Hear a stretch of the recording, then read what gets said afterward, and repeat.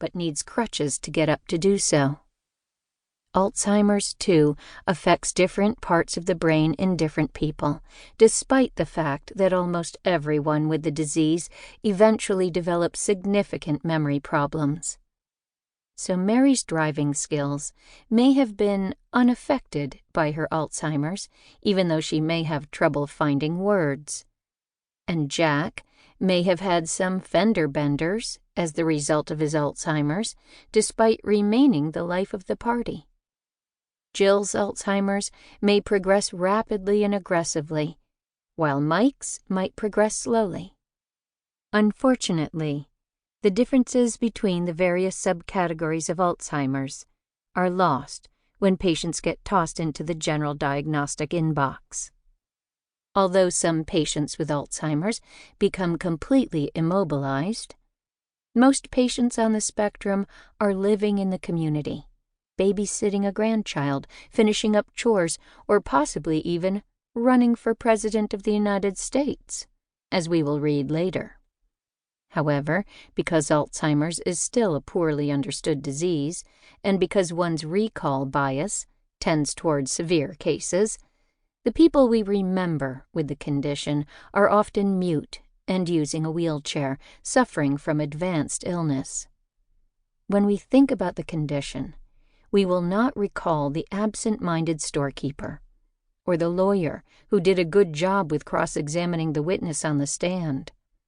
We have not yet learned to associate Alzheimer's disease with functioning individuals, although this is, in fact, the majority of patients.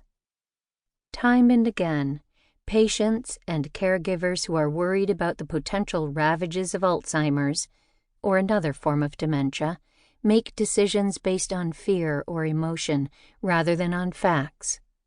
I've come to realize that it is not only patients and family who react in this manner to a diagnosis of dementia. Physicians and other health caregivers do too. I have been as guilty of this as anyone else.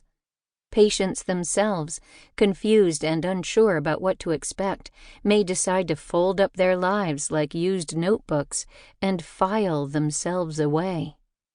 In allowing this to happen, we are doing ourselves and society a disservice, depriving patients with dementia and their communities of years of fulfillment, pleasure, and purpose-driven lives. As I mentioned, I view Alzheimer's as a spectrum disorder. Furthermore, Alzheimer's is a multifactorial disease, which means that there can be many reasons that someone develops symptoms. In some cases, genetics may play a role, but lifestyle choices and myriad other factors can also lead to the condition. That one of a set of identical twins can get Alzheimer's, while the other stays healthy, is testament to this fact. Because so many factors can contribute to a person developing symptoms, and because Alzheimer's presents differently in each person, I believe in a treatment approach that is tailored to the person and the subtype of disease they have. One size does not fit all for diabetes or strokes, which are other multifactorial illnesses, and one size does not fit all for Alzheimer's.